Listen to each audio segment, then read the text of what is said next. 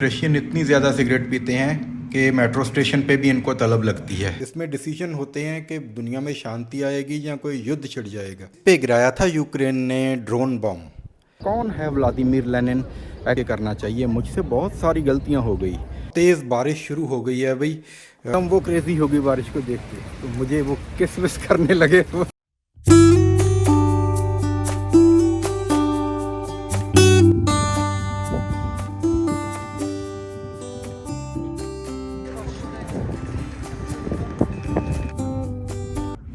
जा रहा हूँ जी रेड स्क्वायर की तरफ। तो नए रूम में शिफ्ट होने के बाद आज टाइम थोड़ा ज़्यादा हो गया है, लेनिन को नहीं देख सकता। Only red square today. ये भी स्मोकिंग रूम है क्योंकि रशियन इतनी ज़्यादा सिगरेट पीते हैं कि मेट्रो स्टेशन पे भी इनको तलब लगती है। तो गवर्नमेंट ने इनके लिए ये बना दिए हैं, यहाँ खड़ के पी सकते हैं। ये ओखेतनी रियाद का हम स्टेशन पे एग्ज़िट लेंगे। वो हमें लेके जाएगा सीधा रेड स्क्वायर के डोर स्टेप पे, एंट्री गेट पे उतर जाएंगे अगर इसके 7 नंबर एग्ज़िट लेते हैं तो।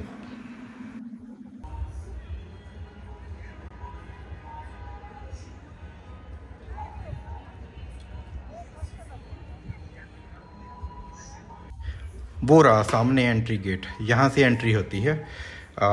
ये कल बंद था, आज तो ओपन है। तो इसके बिल्कुल सामने है सेंट बेसिल कैथेड्रल। तो सारी जो भी चीज़ें हैं रेड स्क्वायर की यहीं पे हैं। ये सामने जो लाल रंग की बिल्डिंग आपको दिखाई दे रही है, ये है स्टेट हिस्टोरिक म्यूज़ियम। ये रेड स्क्वायर का ही एक पार्ट है। रेड स्क्वायर में ही है ये बिल्डिंग, रशिया की हिस्ट्री को दिखाती है ये। और ये रहा काजान कैथेड्रल, ये भी रेड स्क्वायर में ही है। एक तो सेंट बेसिल कैथेड्रल है, ये शुरुआत में काजान कैथेड्रल है। और लाल चौक में ये जो आपको बिल्डिंग दिखाई दे रही है ना, येलो, ऊपर एक डोम बना हुआ है, ये भाई पावर सेंटर है। रशिया का ही नहीं, लगभग पूरी दुनिया का है। इसमें डिसीजन होते हैं कि दुनिया में शांति आएगी या कोई युद्ध छिड़ जाएगा। क्योंकि ये व्लादिमीर पुतिन का ऑफिस भी है इस बिल्डिंग में और रेजिडेंस भी है।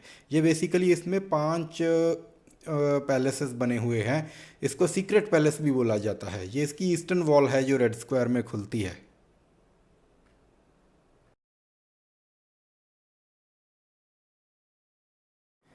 ये जो आपको डोम दिखाई दे रहा है, इस पे गिराया था यूक्रेन ने ड्रोन बम।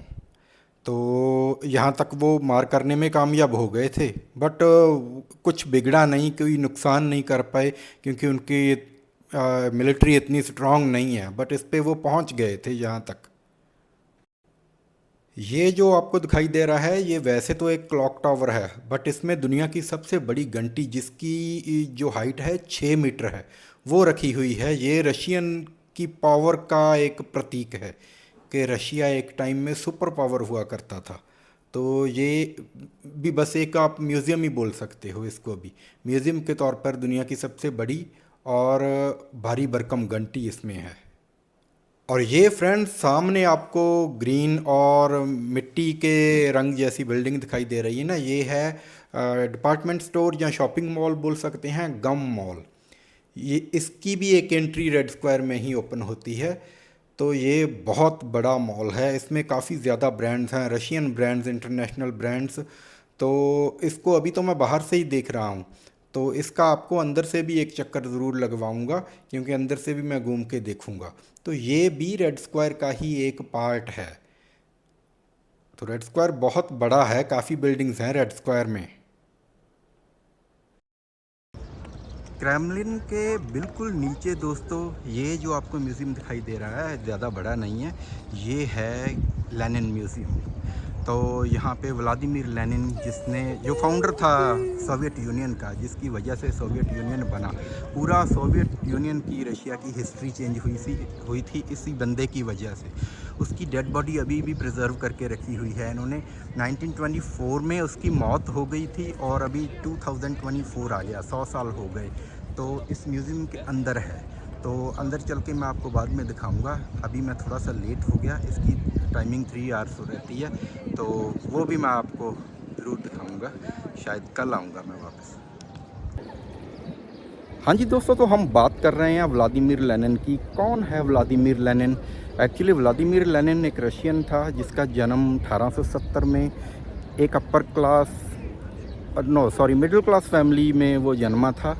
और वो यहाँ के गवर्नमेंट से खुश नहीं था, क्योंकि ये पहले वाला रशिया नहीं था। यहाँ पे ज़ार हुआ करते थे, मोनार्की थी, जैसे दूसरे यूरोपियन कंट्रीज़ में होती है।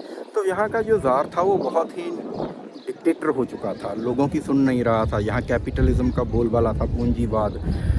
तो लेनिन ने क्या किया था कि उसका विरोध करना शुरू कर दिया। जब वो प्रोटेस्ट किया उसने लेनिन को, तो वो एक स्टूडेंट था कज़ान यूनिवर्सिटी में, तो उसको निकाल दिया गया, उसकी स्टडी इनकम्प्लीट हो गई। फिर वो चला गया सेंट पीटर्सबर्ग। सेंट पीटर्सबर्ग में जाके उसने मार्क्स को पढ़ना शुरू किया। मार्क्सवाद, कार्ल मार्क्स, जो जर्मनी का था, जो बोलता था कि मज़दूर ज़्यादा मेहनत करते हैं फैक्ट्रियों में, तो मज़दूरों को क्यों प्रॉफिट में हिस्सेदारी नहीं होती। तो वो इससे इतना इन्फ्लुएंस हुआ, तो उसने बोला कि मैं ये सिस्टम रशिया में शुरू करूँगा। फिर धीरे धीरे उसने अपनी पार्टी बनाई और 1905 में पहली रशियन क्रांति हुई, जो कि फेल हो गई। सरकार ने उसको, राजे ने उसको दबा दिया। फिर दूसरी क्रांति हुई फर्स्ट वर्ल्ड वॉर के दौरान 1917 में। 1917 में दूसरी क्रांति हुई जिसमें वो कामयाब हो गया। तो उन्होंने क्या किया, एक छल से पूरी रॉयल फैमिली को इकट्ठा किया।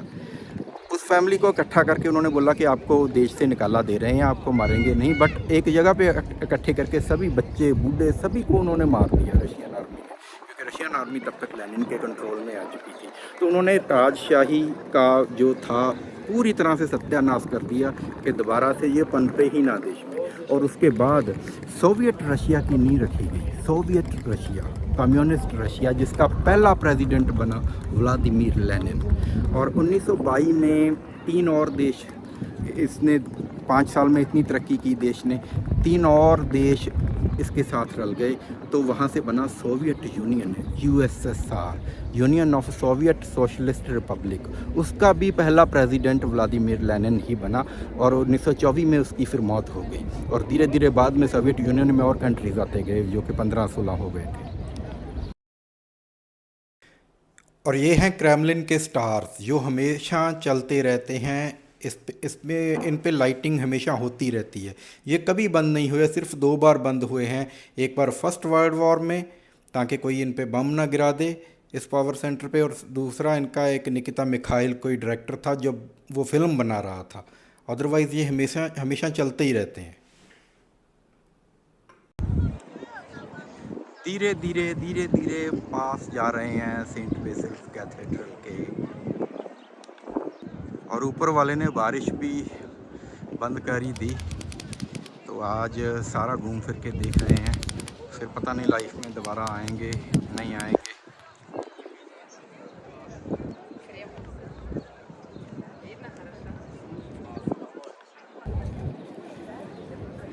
तो फ्रेंड्स, मॉस्को काफ़ी महंगा है, इतना सस्ता नहीं है।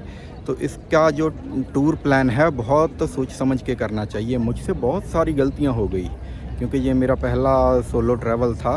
तो मैं डिस्क्रिप्शन में अपने वो फेसबुक पेज और इंस्टा के लिंक भी शेयर करूंगा।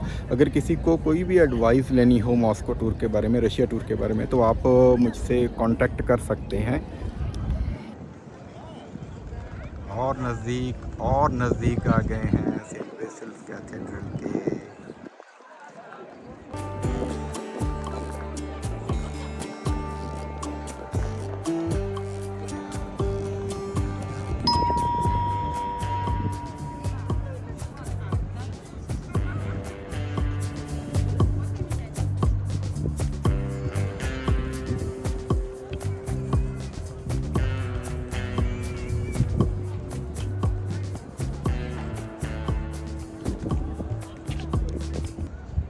वो सामने एंट्री है जी अंदर जाने के लिए, वहीं से टिकट मिलती है और वहाँ से टिकट लेके आप अंदर जा सकते हो कैथेड्रल के। पुराने से स्टाइल की एंट्री है ये, क्योंकि ये बहुत एंशियंट मॉन्यूमेंट है। तो देखिए, बहुत सदियों पुराना है ये कैथेड्रल।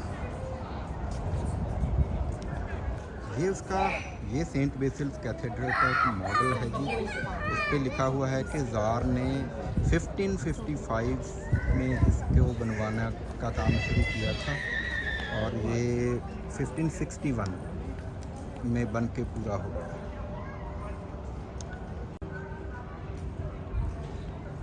तो जब ये बना, अपने इंडिया में मुग़लों का राज था। सेम जैसे रेड फोर्ट है हमारे वहाँ पे, ऐसी ही पुरानी बिल्डिंग है, अच्छी मेंटेनेंस करके रखी हुई है रशियंस ने।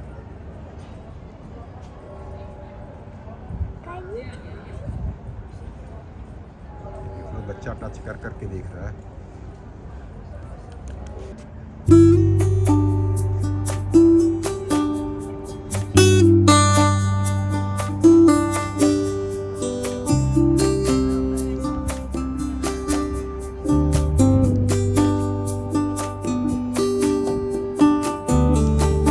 तो अभी पीछे क्लॉक टावर में घंटियाँ बज रही हैं, लेकिन शाम के 5 बज गए हैं।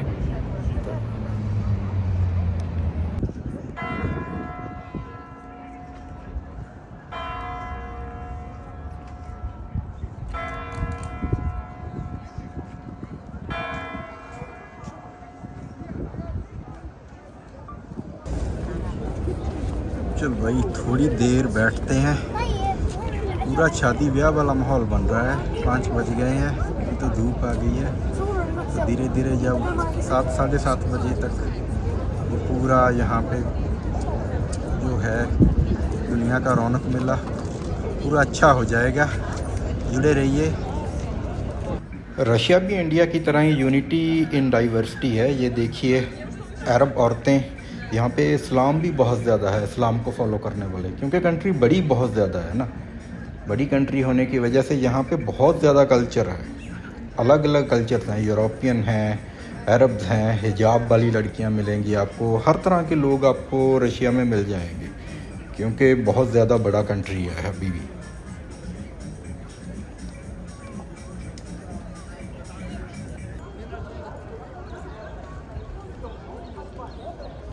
ये भी सेंट बेसिल कैथेड्रल के सामने कुआं सा बना हुआ है।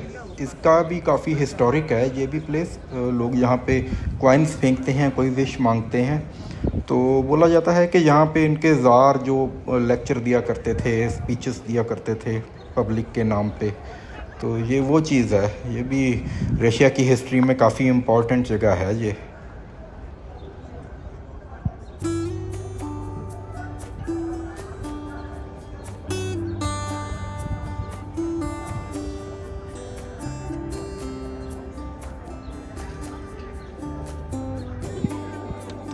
ये है भाई बेफिक्र उम्र, सबसे प्यारी उम्र है ये भगवान ने दी हुई बंदे को।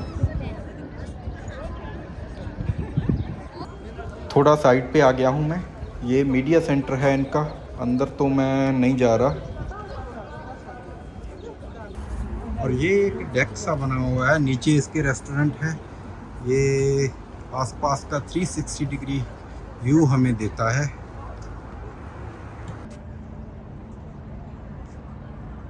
मॉस्को का नेम रशिया में मॉस्कोवा बोला जाता है, और ये नेम इसको मिला है ये रिवर से।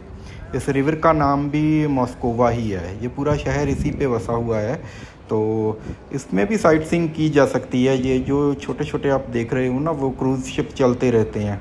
तो इसका प्राइस है 1000 रूबल। आपको ये मेन जगह पे सारा लेके जाते हैं। तो ये सारा मॉस्कोवा रिवर है।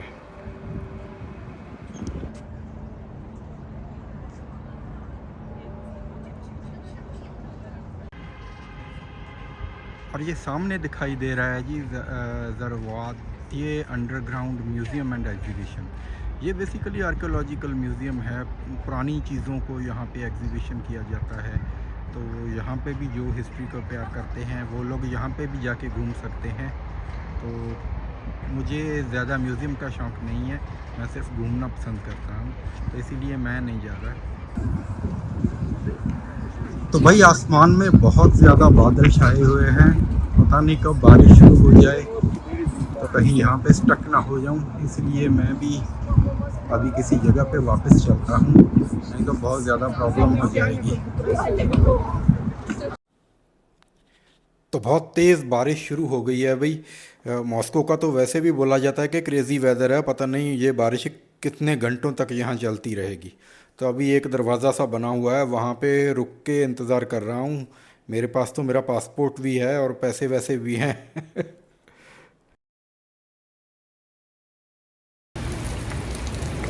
तो अभी एक गेट के नीचे रुका हुआ हूँ भाई, बहुत तेज़ बारिश हो रही है। और ये रशियन लड़की देखो, ये बारिश में ऐसे बेफिक्र होके नहा रही है। मैं साइड पे खड़ा हुआ हूँ एक कॉर्नर में होके।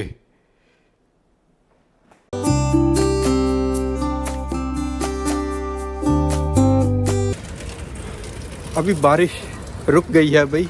वो लेडी जो नाच रही थी वो उसके साथ मैंने फ़ोटो खिंचवाई है, मैं ब्लॉग में डालूँगा। और एकदम वो क्रेज़ी होगी बारिश को देख के, तो मुझे वो किस विस करने लगे वो सारे घोड़े।